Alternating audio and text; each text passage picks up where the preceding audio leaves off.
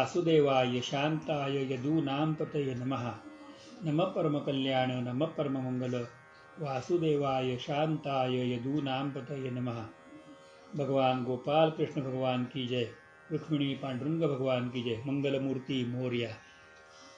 आज चिंतनासाठी घेतलेला अभंग जगद्गुरु तुकोबाराय महाराजांचा 5 चरणाचा आणि अतिशय समरस आणि समर्पणाचा अभंग चिंतनाला घेतलाय. महाराज म्हणतात, काय तुझे उपकार पांडुरंगा, सांगो मी या जगा माझी आता. काय तुझे उपकार पांडुरंगा, सांगो मी या जगा माझी आता. जतन हे माझे करुणी संचित, जतन हे माझे करुणी संचित, दिले अवचित आणूनिया, दिले अवचित आणूनिया. घडल्या दोषांचे न घालीची भरी, घडल्या दोषांचे न घालीच भरी, आली यासी थोरी कृपा देवा, आली यास थोरी कृपा देवा. नवते ठाऊके आई केले कानी, न मागता पाही दान दिले. नवते ठाऊक आई केले नाही, न मागता पाही दान दिले. तुका म्हणे याच्या उपकारासाठी, तुका म्हणे याच्या उपकारासाठी, नाही माझे गोठी काही एक, नाही माझे गोठी काही, नाही माझे गाठी काही एक. काय तुझे उपकार पांडुरंगा, सांगो मी या जगा माझी आता. जगद्गुरु तुकोबाराय महाराजांचा गाथ्यातला हा अभंग जो मला अतिशय आवडतो, तो आज आपण इथं चिंतनासाठी घेतलेला आहे. खरंच श्री प्रभू परमात्म्याने जे काय आपल्याला दिलेलं आहे आणि जे काही प्रभू कृपेने आपल्याला मिळालेलं आहे ते ओळखताही आलं पाहिजे, ते समजलं पाहिजे आणि त्याच्याबद्दल कृतज्ञतेचे भान पण असले पाहिजेत. आपण देवाकडे अनेक गोष्टी मागतो, हे दे ते दे ते दे ते दे, परंतु देवाने आपल्याला खरोखर काय काय दिलेलं आहे याचा आपण कधी विचारही करू शकत नाही. परमेश्वराची कृपा आपल्यावरती काय झालेली आहे आणि त्याने आपल्याला काय दिलं, आणि खरंच एवढं ज्यांनी कोणी दिलेलं आहे तर देवाला आपण कधी धन्यवाद देतो का हो? कधी तर देवाला आपण आजपर्यंत अंतःकरणपूर्वक थँक्स म्हटलेलं आहे का? किंवा देवाने दिलेलं आहे हे आपण ओळखून देवालाच कधीतरी सांगितलंय का की ज्याप्रमाणे गंगेच्या पाण्याने ओंझळ भरून गंगेच्या पाण्यातच भगवंताला आहुती द्यायची, भगवंताला अर्घ्य द्यायचा, असं कधी झालंय का? हा खरोखर चिंतनाचा भाग आहे. आपण विचार करू शकतो की भगवंताने आपल्याला काय काय दिलेलं आहे. मी आधी छोटीशी गोष्ट सांगतो, मग आपण या अभंगाच्या चिंतनामध्ये जाऊयात. एक वेळ असं झालं की एक अत्यंत श्रीमंत मनुष्य अतिशय मोठ्या वाड्यामध्ये आणि एका मोठ्या हॉलमध्ये, त्याच्या दिवाणमध्ये खोलीमध्ये अतिशय प्रेमाने बसलेला होता. आणि तो बसला असताना तो सकाळची वेळ होती.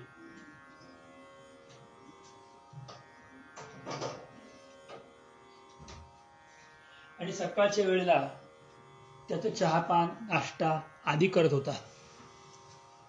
आणि तेवढ्या सकाळी एक खालनं रस्त्यावरनं भिकारी चालला होता आणि तो मोठ्या मोठ्याने ओरडत चालला होता, अरे हे श्रीमंत लोकांची वस्ती आहे, कोणापर्यंत माझा आवाज पोचतोय का?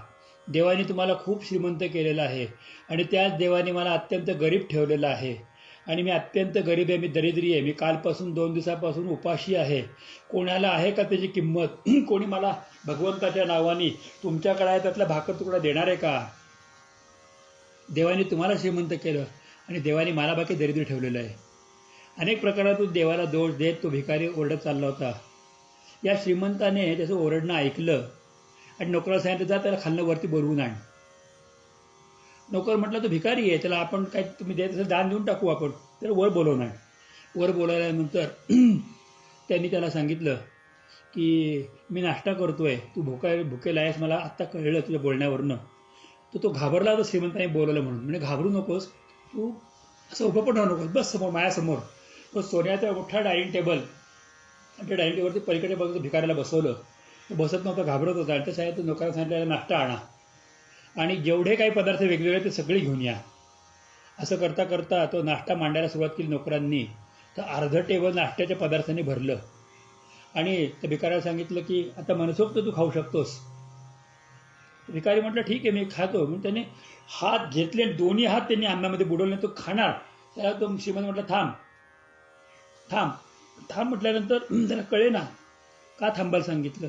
तो म्हणतो की तुला मी फुकट देणार नाही, याची काहीतरी किंमत तुला मोजावी लागेल.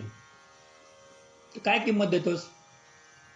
तर माझ्याकडे काय आहे म्हणे, तुझ्याकडे पुष्कळ काही गोष्टी, माझी किंमत दे तर मी तुला देतो. म्हणजे काय देतोस? असं कर, तुझा एक डोळा मला दे. तुला 2 डोळे देवाने दिले, एक मला दे. माझ्याकडे डॉक्टर आहे, तुला इजा न करता डोळा काढून देतील.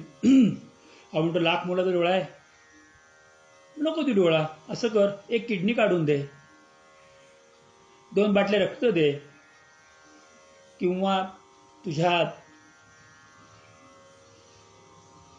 पॅनकिरीचा एक तुकडा काढून दे मला. काही ना काहीतरी तुम्हाला दे, तू दिल्याशिवाय तुझ्याकडे सगळं आहे या गोष्टी. आणि तेव्हा त्यांनी विचार केला की खरंच देवाने आपल्याला एवढ्या गोष्टी दिलेल्या आहेत. आपलं पित्ताशयाचा तुकडा काढून द्यायला सांगितला, किंवा किडनी काढून द्यायला सांगितली, डोळा काढून द्यायला सांगितला, एक गोष्ट मागितली.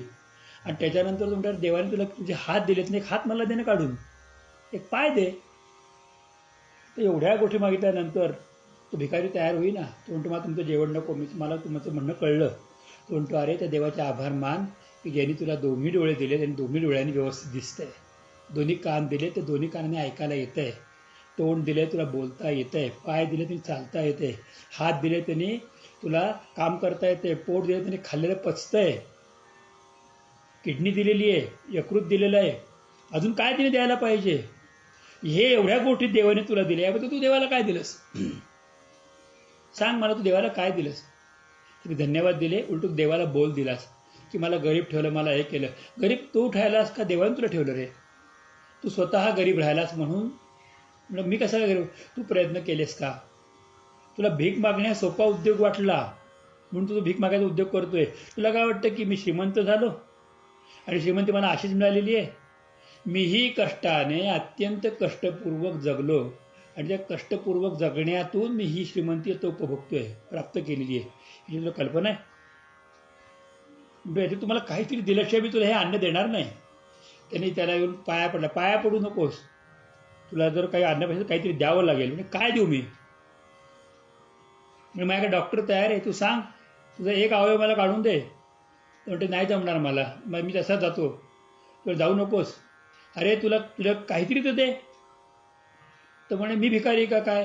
तो म्हणे तू भिकारी आहेस का ते मला माहिती नाही, पण तुझ्याकडे आहे, तुम्हाला काहीतरी दे. आणि काहीतरी दे म्हटल्यानंतर त्याला काही देता येईना. तेव्हा शेवटी त्याला सांगितलं अरे जाऊन देवाला हात जोडून म्हणतं खरी की तू मला एवढं मोठं शरीर चांगलं दिलंस. त्याने हात जोडले, देवाला धन्यवाद दिले. तेवढे आता त्या अधिकारी खाऊ शकतोस. आम्हाला खायला का मिळत नाही 12 वाजता? आम्हाला त्रास का होतो?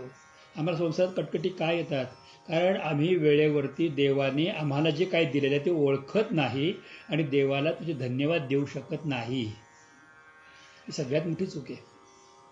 मी आपल्याला अजून एक गोष्ट सांगू इच्छितो की एक राजा होता आणि राजाला एकामागे 7 मुली झाल्या. आणि 7 मुली झाल्यानंतर 7ही मुली दिसायला अत्यंत सुंदर सुंदर छान मुली होत्या. राजाला 3 राण्या होत्या, 3 राण्यांपोटी 7 पोरी झाल्या होत्या. त्यामुळे वयाने साधारण सारख्या होत्या, फार काही अंतर नव्हतं. एक दिवशी राजाच्या मनामध्ये घमेंड आली आणि राजाने त्या घमेंडीने विचारलं की माझा एक प्रश्न आहे तुम्हाला, त्या प्रश्नाचं उत्तर जो कोणी देईल त्याला तो मागेल ते बक्षीस मी देईन. आणि काय प्रश्न आहे तुमचा? तर म्हणे हे सगळं तुम्हाला सुख ऐश्वर, हे तुमच्या अंगाचे उत्तम कपडे, हे दासदासी, हे भोग विलास, ही सामुग्री हे तुम्हाला कोणी दिली?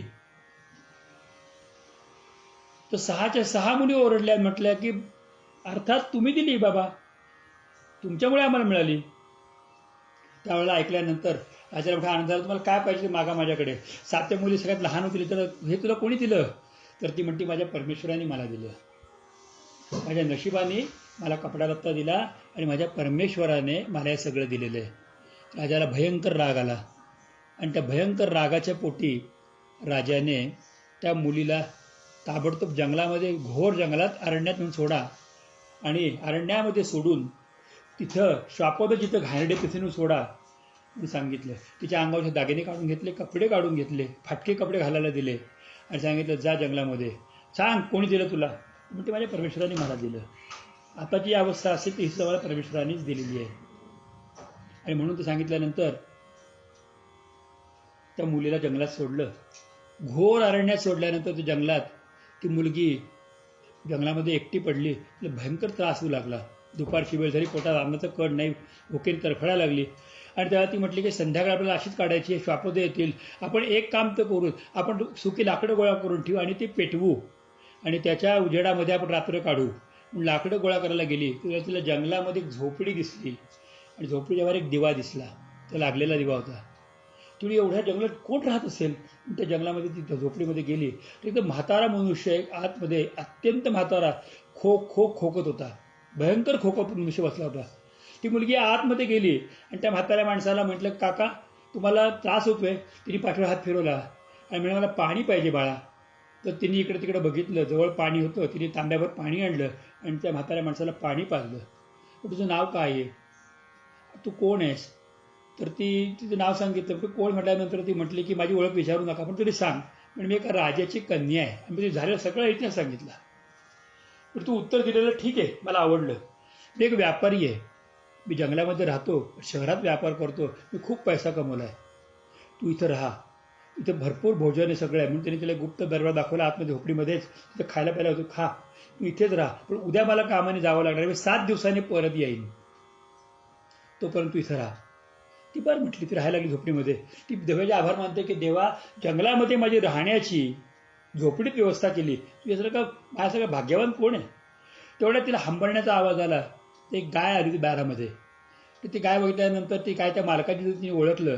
ती गायीने तिला चाटलं आणि ती गायीने दुधाची सड भरले होते. तिने असं बादलीभर दूध काढलं. ते दूध तापवलं. पण सगळं दूध आपण कसं प्यायचं म्हणून त्यातलं एक भांडभर दूध त्यांनी दारात ठेवून दिलं. कोणी येणारा जाणारा असेल, भुकेला जीव त्याला ते दूध प्यायला मिळेल. मग ते भांडभर दूध तिने दारात ठेवलं आणि ती आज जाऊन झोपली. सकाळी उठून बघितलं ते दूध सगळं संपलेलं होतं. कोण पिला असेल तिला कळेना. पण दुसऱ्या दिवशी परत संध्याकाळच्या वेळा ती गाय आली. त्याला पुन्हा त्या गायीने त्या दूध काढलं आणि तिने पुन्हा भांड्यात थोडं जास्त ते दूध ठेवून दिलं परमेश्वरासाठी, कोण भुकेला येईल त्याला म्हणून. आणि ते आतमध्ये जाऊन झोपली. दुसऱ्या दिवशी ते सकाळी बघितलं तर दूध पिलं होतं आणि त्या दुधाच्या बाजूला एक सुंदर असा एवढा मोठा मणी होता लाल रंगाचा. तो मणी बघितल्यानंतर ते लक्षात आलं की हा सर्पमणी आहे, हा बहुमूल्यवान आहे. सर्पाची लाळ मणी हा बहुत मूल्यवान आहे. करोडो सापामध्ये एखाद्यालाही देण असते. तो साप दूध पिऊन गेला असेल तरी तो मणी घेतला, आत ठेवून दिला, भगवंताचे आभार मानले, गप्प बसली. पुढे 6 दिवस तिने रोज दूध ठेवलं आणि रोज तिला एक एक मणी मिळाला. तिच्याकडे भयंकर हे आले.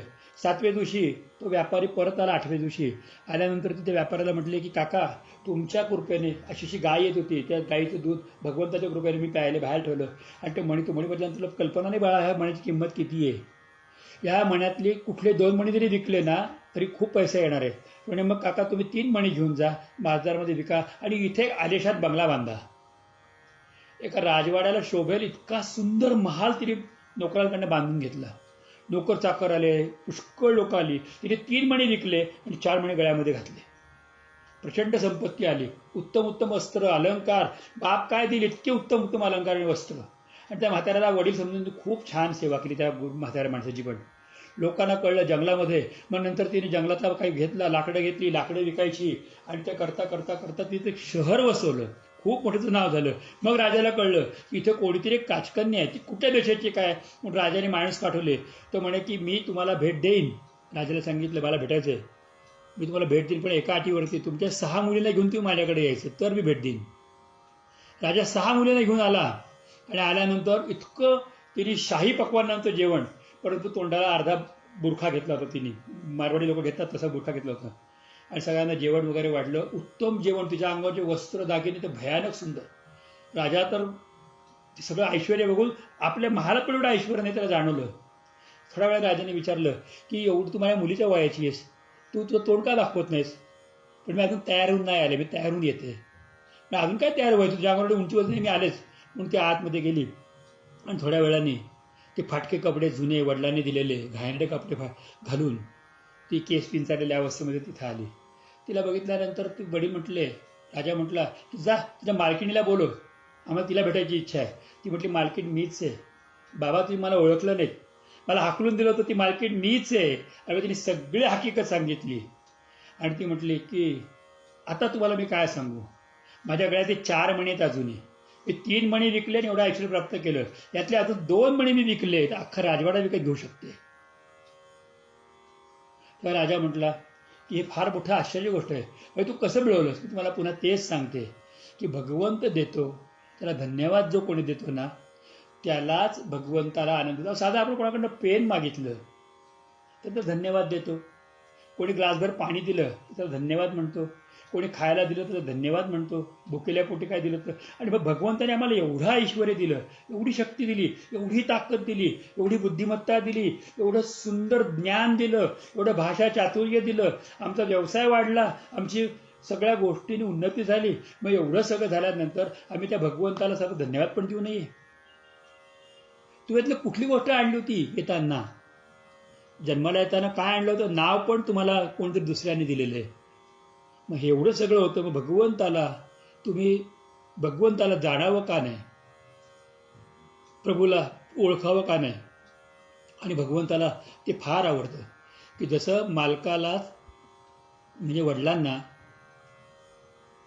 उत्तर देणारी ती मुलगी ती उत्तर देते की जगाच्या मालकाने मला दिलं. मग तुम्ही पण त्या जगाच्या मालकाला ओळखा आणि जगाचा मालक आपल्यावर काय देतो, काय काय देतो आणि त्या बदल्यात तो आपल्याकडनं काय मागतो ह्याचा जरा कुठे हृदयामध्ये हिशोब करा, चिंतन करा. लक्षात येईल की जगाचा मालक तुमच्या एका स्मित हास्य आणि एक वेळा भगवंताचं मुखामध्ये नाव आणि एक वेळा आपण ओळखणं, देवाने मला खरं एवढं दिलेलं आहे, याच्या व्यतिरिक्त देवाला कोणत्याही गोष्टीची आवश्यकता नसते. त्याचंच त्याला तुम्ही देत आहात. वेगळं काय देताय? वेगळं काय देताय तुम्ही? भगवंताला त्याचंच तुम्ही देणार आहात. वेगळं काय देणार आहात याचा विचार खूप गांभीर्याने केला पाहिजे. तुकोबाराय महाराज अत्यंत प्रेमाने या अभंगामध्ये भगवंताने आपल्यावरती केलेली कृपा, आपल्यावरती केलेले उपकार आणि त्याच्या मोबदल्यात आपण त्याला काहीही देऊ शकत नाही. एका त्याच्या प्रेमाने नाव घेणे आणि चरणावरती मस्तक नमस्कार करणे याच्या व्यतिरिक्त मी काहीही देऊ शकत नाही.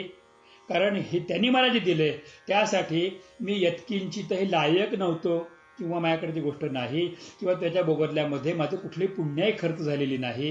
हे तुकोबाराय महाराज पांडुरंगाच्या समोर उभा राहून कळवळून सांगतात. विटेवरचा भगवंत उभासमोर बघितला, त्याला पूर्ण सुंदर ते ध्यान उभे विटेवर न्याहाळलं आणि त्याला प्रेमाने पाहत असताना आपात बसता भगवंताला पाहिलं आणि त्या भगवंताला बघून तुकोबाराय महाराजांच्या अक्षराचे भाग जागृत झाले.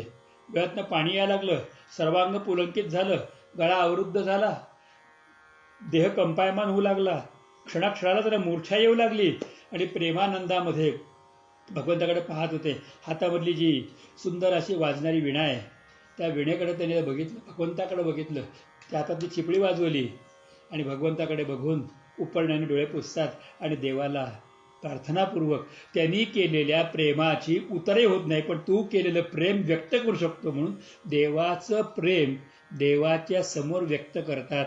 ज्याप्रमाणे लेकरू आईपाशी येतं आणि तू माझी आई म्हणून कडकडून मिठीवर एक पप्पी देतं तर आई त्याला सर्वस्व देऊन टाकते.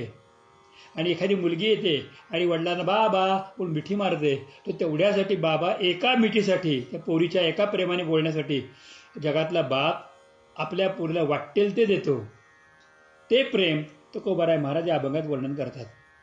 अभंगाच्या 5 चरणांमध्ये सुंदर असा पंचतत्वाचा भाव आहे. पहिला भाव सांगतात, काय तुझे उपकार पांडुरंगा, सांगू मी या जगा माझी आता.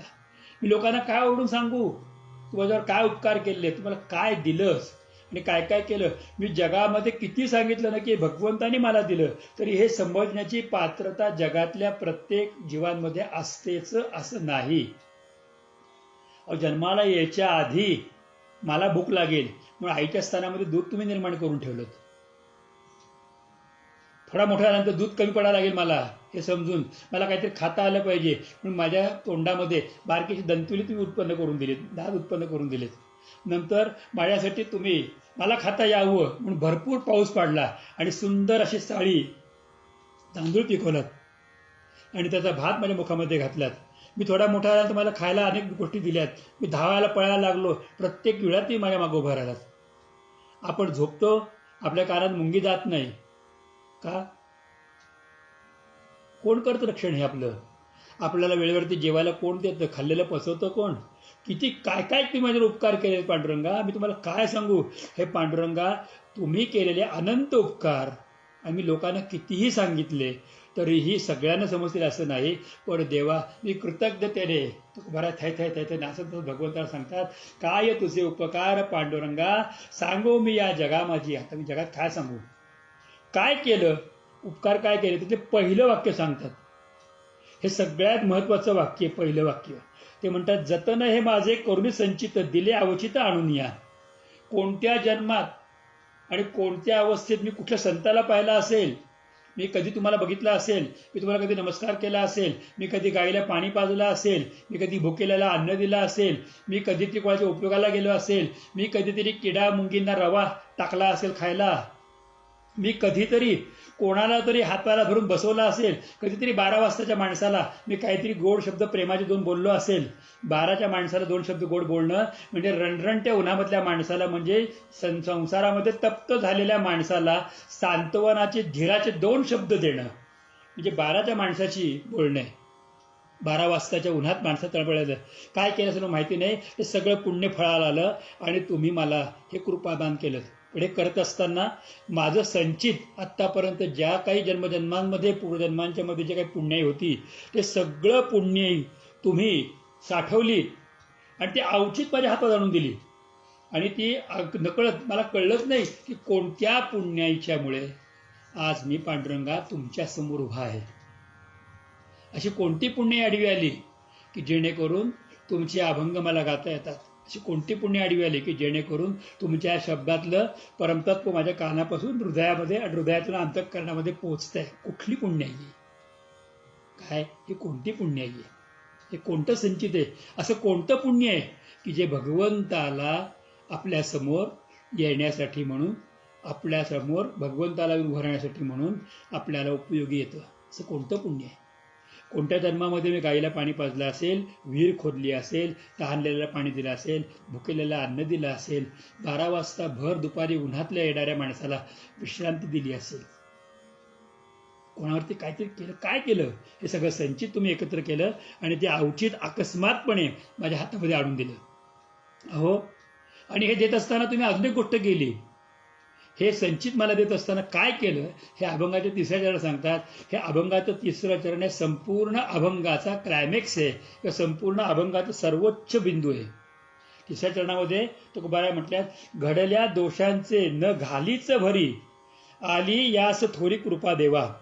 हे सगळं करत असताना भगवंता, माझ्या हातून अनंत कोटी जन्मांमध्ये घडलेल्या अनंत कोटी पातकांचा नाश तुम्ही केलात, पण हा नाश करत असताना माझ्या आयुष्यातल्या संचित पुण्याचा एकही अंश तुम्ही खर्च केला नाही.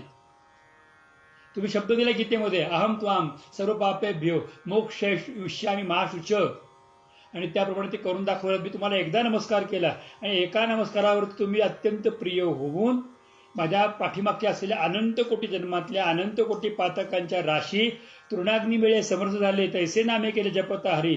तसं तुम्ही सगळ्या राशी संपवून टाकल्या. पण संपवत असताना माझ्या पुण्याचा एक अंश, एक लेश, एक सूत इतकं सुद्धा तुम्ही खर्च केला नाही. एवढी मोठी गोष्ट आहे की माझे दोष होते ते खूप अगणित दोष, ते दूर करण्यासाठी आपण पुण्य खर्च केली नाहीत. आणि तुम्ही उलट माझ्यावर दया केलीत आणि दया करून तुम्ही मला समोर बसवून घेतलं. बस बस जरा बस, खूप दिवस झाले भटकतोय, बस खूप जन्म झाले. जणू काय मला सांगताय तुम्ही, कोणतले घडल्या दोषांचे न घालीच भरी, आली यास थोडी कृपा देवा. सगळ्यात महत्त्वाचं वाक्य आहे. खरोखर ज्यावेळेला आपल्या तोंडात देवाचं नाव येतं त्यावेळेला आपलं पुण्य वाढतं. पण हे नाव येण्यासाठी सुद्धा अनंत जन्माचं तप लागतं. त्याचा आपला अभाव असेल तर पुण्य खर्च होते. पण देव, आम्ही त्याला नमस्कार केला, साधू संतांना वंदन केलं, गुरुदेवांना नमस्कार केला, या सगळ्याचा नमस्कार मला मिळाला आहे असं गृहीत धरतो. आणि त्या नमस्काराच्या मोबदल्यामध्ये तो आमच्या मागचं खरकट सगळं तो आवरतो. हा एकमात्र गोपाळकृष्ण आहे की ज्याने पांडवांनी जेवायला वाढावं, नाव पांडवांचं व्हावं, लौकिक पांडवांचा वाढावा, द्रौपदीने लाडू पंक्तीमध्ये जेवायला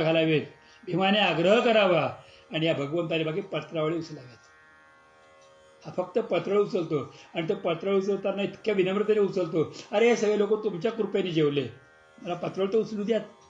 पण अन्न जन्माला घातलं कोणी? अन्न पाक केला कोणी?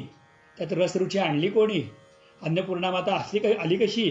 आणि रस एवढ्या लोकांनी खाल्ला कसा? हे सगळं खाल्ल्यानंतरही सगळे भोग भोगल्यानंतर जे राहतं ते पाप फेडावं लागतं, तेही तुम्ही नष्ट केलं आणि त्या पत्रळ तुम्ही उचलल्यात. एकनाथ महाराज यांच्या आयुष्यातली एक गोष्ट सांगतात की एका स्त्रीने श्रीमंत असताना 1000 ब्राह्मण जेवायचा संकल्प केला होता, पण नाथबाबांनी एकट्याने जेवण तिच्या 1000 पत्रावळीचा संकल्प पूर्ण केला. तर हा जो आहे तर कुठलेही घडल्या दोषांचे न घालीच भरी, आली याची थोडी कृपा देवा, माझे दोष पाहिले नाहीत, सगळे दोष तुम्ही नष्ट केलेच, माझी पुण्य येतकिंची ते खर्च केली नाही, परंतु तुम्हाला माझी खूप दया आली आणि दया येऊन तुम्ही माझा हात कृपाळू संतांच्या हातात दिलात आणि मला अजूनही तुमच्याकडे येण्याचा मार्ग सुकर करून दिलात. आणि त्यावेळेला 4थ्या चरणामध्ये म्हणतात की नवते ठाऊके आई केले नाही, न मागता पाही दान दिले. असं माझं कोणतं पुण्य होतं किंवा ठाऊक पण नाही, मला कोणी सांगितलं पण नाही, पण तुम्ही मला न मागता पाही दान दिले. दान कोणतं दिलं? तर कैवल्याचं दान, सायुज्यता मुक्तीचं दान, भगवत चिंतनाचं दान, भगवंतांच्या संघात राहण्याचं दान, सत्संगाचं दान, सत्पुरुषांच्या दर्शनाचं दान, किंबहुना सत्पुरुषांच्याकडून मार्गदर्शनाचं दान, किंबहुना माझ्या आत्मोन्नतीसाठी तुम्हाला जे जे आवश्यक आहे ते सर्व तुम्ही दिलं. एवढं मोठं दान, याच्या मोबदल्यात मी तुम्हाला काय दिलंय? न मागता पाही दान दिले. मी काहीही न मागता मला कैवल्याचं दान तुम्ही दिलं. तुमचे काय उपकार सांगावेत अजून कोणत्या भाषेमध्ये मी बोलू? तुकोबाराय महाराज व्याकुळ होत जाते, भगवंताकडे आरामीक्षेत्राने पाहत, वेळात पाण्याच्या धारा वाहत आहेत, हातामध्ये चिपळ्या वाजतायत, गळ्यामधली विणा तो झणकार करतायत आणि नाचत नाचत नाचत भगवंताला म्हणतायत, काय तुझे उपकार पांडुरंगा, सांगो मी या जगा माझी. आता मी जगाला काय सांगू? कीर्तन केलं, मी किती कीर्तन तुझ्या नावाने केलं आणि जगाला संपूर्ण कीर्तनातून ती महती ऐकवली, तरी तू मला जे काही दिलेलं आहेस ना ते मी जगाला सांगितलं, तरी तू जेवढं दिलेलं आहेस त्याचा 1,00,000 सुद्धा मी सांगू शकणार नाही, एवढं तू मला दिलंस. आणि तू माझं पूर्वजन्मातलं कधीतरी कोणत्यातरी जन्मातलं पुण्य, मी कोणातरी संतांना नमस्कार केला, ते पुण्य ते संपूर्ण वाढवून वाढवून वाढवून तुम्ही मला आज दिलं. थोडी मोठी कृपा आहे, थोडी मोठी कृपा आहे, थोडी मोठी कृपा आहे, थोडी मोठी कृपा आहे. विचार करू शकतो आपल्याला. मला आठवत आहे की माझे एक मित्र होते, खरोखर त्यांना मित्र म्हणणंच मला जास्त संयुक्तिक वाटतं. कोरोनाच्या काळामध्ये दुर्दैवाने त्यांनी देह सोडला, पण ते मित्र माझ्याकडे आले असताना एकदा मला म्हटले, त्यांनी खरं नंतर अनुग्रह पण घेतला होता, पण नातं मित्रत्व जास्त होतं. ते आल्यानंतर मला म्हटले की म्हणे महाराज एक काम करूयात, एक विशिष्ट पद्धतीने तुम्ही मला एक 25,000 रुपये फक्त द्या, ऑफिशियल द्या, बाकी विचारू नका.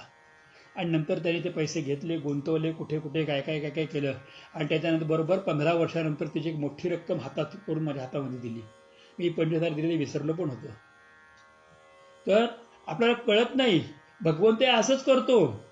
आपण एवढीशी केलेली कृती तो लपवून ठेवतो आणि ते संचित वाढवतो वाढवतो वाढवतो वाढवतो वाढवतो वाढवतो वाढवतो एवढं वाढवतो की खूप मोठं झालं, डोंगरा एवढं झालं, पर्वता एवढं झालं, आकाशा एवढं झालं की ते तुमच्या अरे तू केलेलं तुझं आहे. कारण भगवंताचं नाव आहे अमानी मानद मान्य. स्वतःकडे कुठल्या प्रकारचा मान घेत नाही किंवा मोठेपणा स्वतःकडे घेत नाही. असं संचित मला दिलं, माझ्या दोषांकडे पाहिलं नाही, किंबहुना दोषांकडे न पाहताही माझ्यावरती परमकृपा केली. हे केवढं मोठं दया आहे. खरोखर सांगतो आपल्याला, आपल्या काहीतरी पूर्वजन्मातली पुण्याई म्हणून आपल्याला महाराष्ट्रात जन्म मिळाला आणि काहीतरी पुण्याई म्हणून सद्गुरू लाभले, काहीतरी पुण्याई म्हणून आपल्याला कीर्तनाची गोडी लागली, काहीतरी पुण्याई आपल्याकडे असणारे आणि म्हणून संतांचं वाङ्मय उघडून वाचायची इच्छा तरी झाली. एवढं भरलेलं धन आहे याच्यामध्ये. हे आपल्यापर्यंत पोहोचलं याचं कारण काय? कोणत्या तरी मागच्या 5, 50, 100 वर्षा जन्माच्या पूर्वी कधीतरी आपण एखाद्या संतांना नमस्कार केला असेल, एखाद्या गरीबाला पाणी दिलं असेल, एखाद्याला घासभर अन्न दिलं असेल, छत्रछाया केली असेल, ते पुण्यसंचित वाढत वाढत एवढं झालं.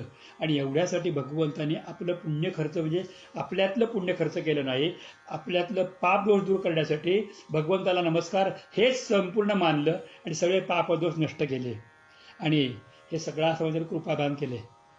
खरोखर संतांच्या मुखातून, गुरूंच्या मुखातून, सद्गुरूंच्या मुखातून, परमेश्वराच्या मुखातून एखादी गोष्ट कळणं याचे इतकं भाग्य ते कोणतं. आणि हे उपकार आपण केले पांडुरंगा.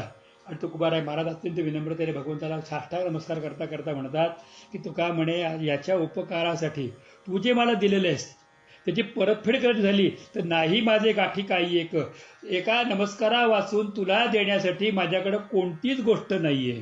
अशी कोणतीच गोष्ट नाही माझ्याजवळ, अशी कोणतीच गोष्ट नाही की जी गोष्ट मी तुला देऊ शकतो आणि तुझ्या या उपकाराला मी थोडं ऋण होऊ शकतो, त्या ऋणातून थोडासा मुक्त होऊ शकतो. एक गोष्ट सांगायला पाहिजे. आपल्याला एक गोष्ट सांगतो, रामचरितमानसामधील रामायणातली गोष्ट आहे की प्रभू राम जेव्हा 14 वर्षाचा वनवास पूर्ण करून रावणाचा उद्धार करून आणि जेव्हा पुन्हा राज्यावरती आले आणि अयोध्येत राज्याभिषेक झाला, त्याच्यानंतर राम राजा झाले. बाजूला सीतामाई बसल्या, भटजींनी त्यांच्या डोक्यात छत्र धरलं आणि लक्ष्मणजी महाराज आणि शत्रुघ्न महाराज दोन्ही बाजूला भरून पंखा करत आहेत. मारुतराय महाराज समोर नमस्काराला बसले. अशा अवस्था असताना देवतांनी स्तुती करून गेले. आणि मग राज्यातले प्रत्येक जण आला. प्रत्येकाने भगवंताच्या पायी काही ना काहीतरी अर्पण केलं. कोणी 100, कोणी 200 रुपये, कोणी काही, कोणी वस्तू, कोणी वस्त्र. आणि प्रत्येकाने दिलं की रामाने हात लावायचा आणि शत्रुघ्नाने घ्यायचं. कोणीतरी नोंद करत होतं काय दिलं काय दिलं काय दिलं.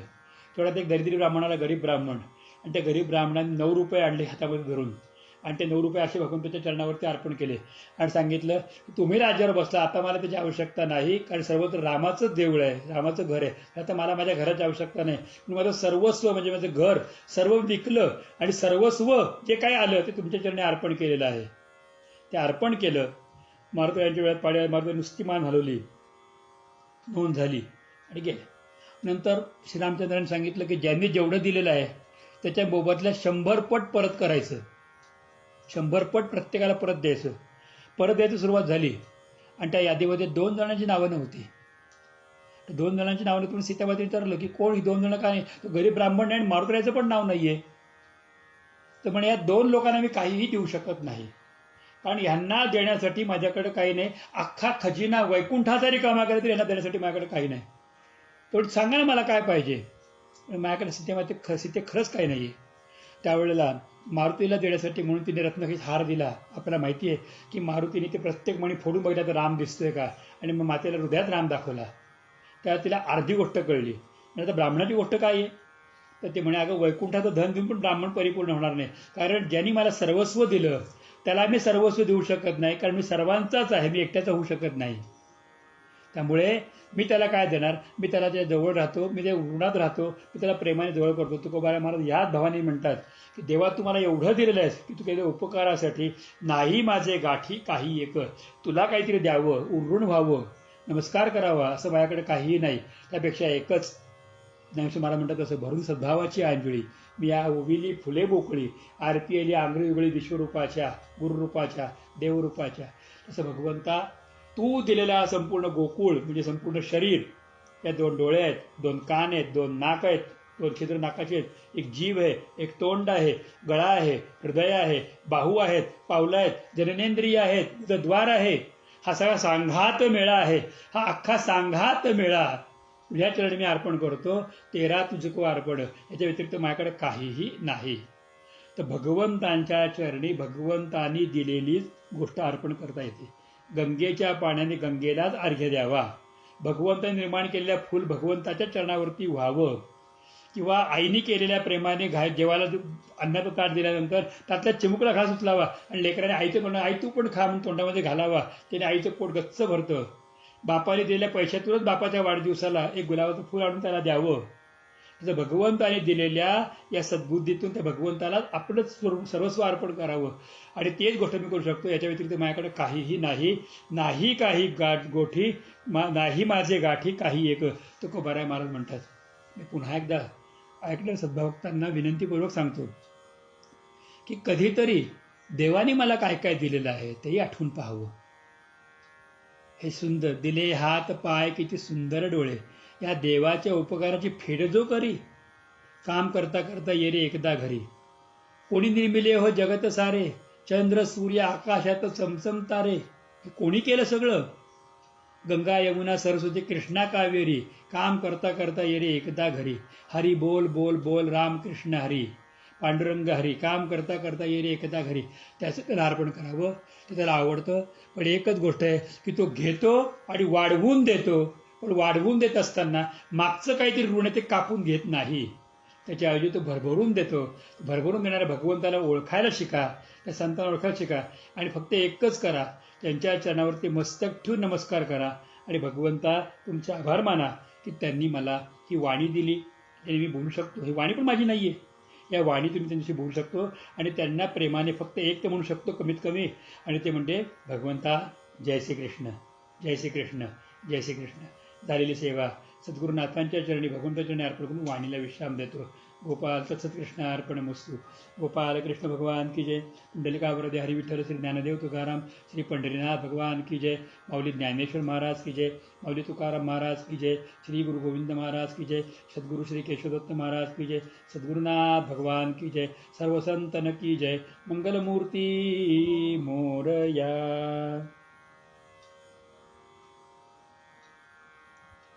सर्वांना माझा अत्यंत प्रेमपूर्वक जय श्री कृष्ण, जय श्री कृष्ण, जय श्री कृष्ण.